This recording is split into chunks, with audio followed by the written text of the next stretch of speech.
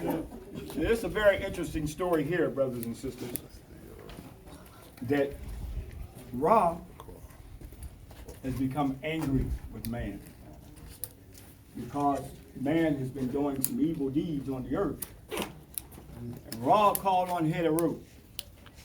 He said, Ra, Het Heru, I want you to get rid of all the men because they have not been just on this planet. And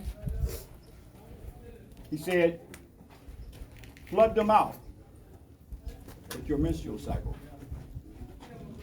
Indeed. So Het Heru came and saw them. Every time she saw the men, she flew across the land. And she flooded them out through her menstrual cycle.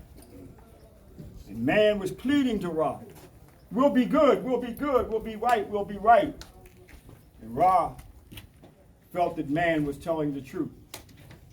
And he tried to call Het Heru and said, Het Heru, man has now repented.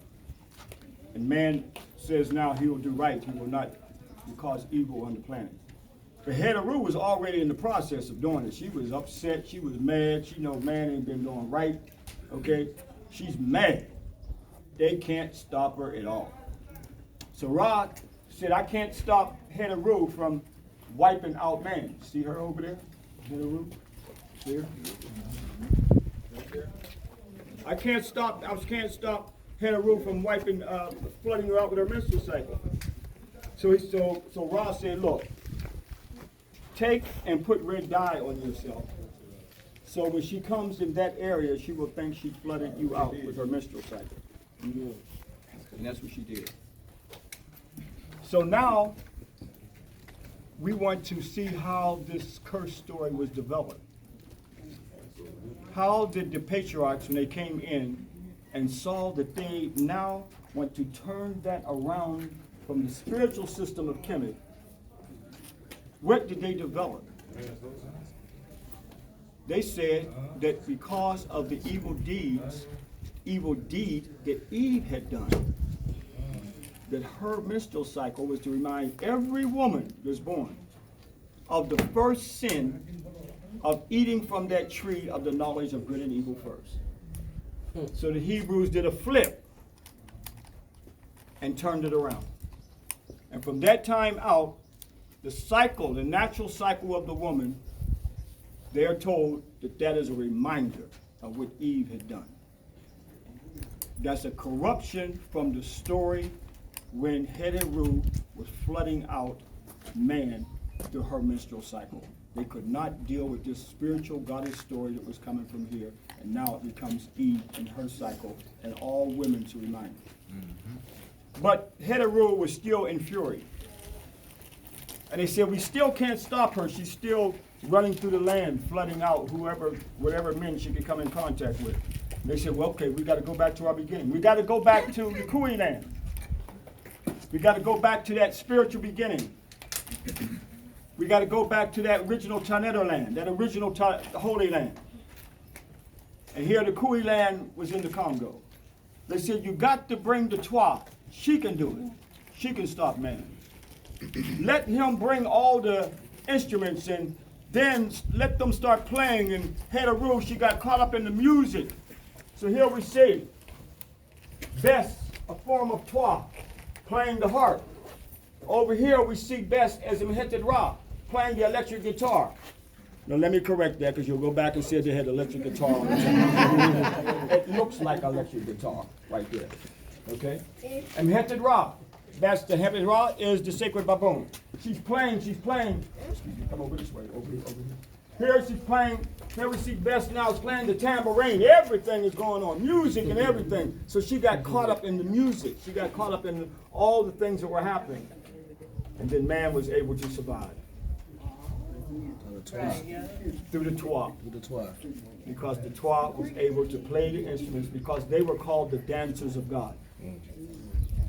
It's Pepi II who commissioned an expedition back to the Kui land to bring back the Twa, as well as Ahura and others, to acknowledge the Twa as the first people. So it's also through the Twa again to save mankind by playing all these instruments to stop Het Heru from flooding out man.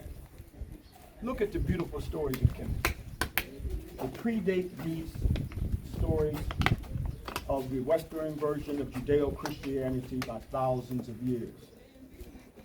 And we can see the spirituality in it, and nothing about the demonizing of women, but in fact, we see that in Kemet, it was the spirituality of the woman because she is a what? Goddess. Looking up at this big blue sky was Newt. Because as you look at Newt, when you look at that sun right there, what was first, the sun or the universe? The universe. So the universe is the macro womb. So that was the spiritual system. So if someone comes to you again and start talking about Eve, then tell them about the first story, the original story that was corrupted by Western Judaic and Christian thought and incorporated in and brainwashed people as though that was real. The Adam and Eve story is real. When I was on Stevie Wonder's radio station in Los Angeles, one sister called in and she's going to fight over the whole demonizing of her own gender. How dare you talk about Eve? So I asked her, I said, so you accept that story? The reason for the sins of the world is because of what Eve did, ate from the tree of knowledge of good and evil and seduced Adam. She was quiet. Because see, she's quiet because she's thinking about it. Oh, well, you know, Adam and Eve, they were the first people. And no, that's what they told you was the first people. They're not the first people. It's a corruption. It's a mythology. It's an allegory.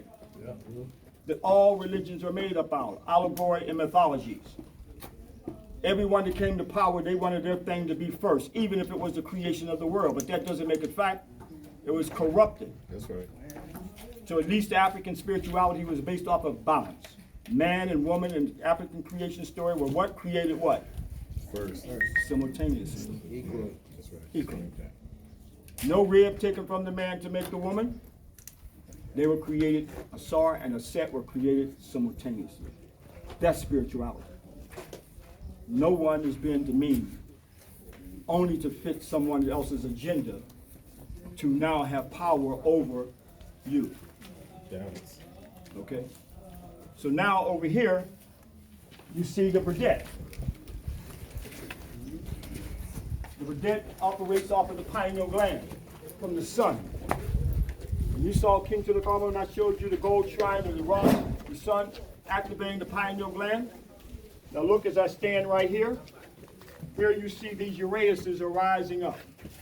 They're rising up, and the activation of the pineal gland brings out spiritual consciousness. We took this knowledge to India. That's why to this very day they put a red dot right in the middle of their forehead. Because that knowledge was taken to India. So it had nothing to do with little white angels. That was the sun disk wing, Ra. Here during the daytime, right now, we see Ra is activating your serotonin. At night, when you go to sleep, what gives you dreams to bring you into the blackness of that dream is what? Melatonin. So there's again a spiritual law of opposites. In the daylight and also at night. All activated by the sun, Ra, to bring out spiritual consciousness and also to ward off evil. As I said, the Burdette, that Heru took the sun this way. So we can see the Burdette is a symbol, goes back to Kemet thousands of years before the Rosicrucians, thousands of years before the Western world was even in existence to represent, again, protection. Hotep.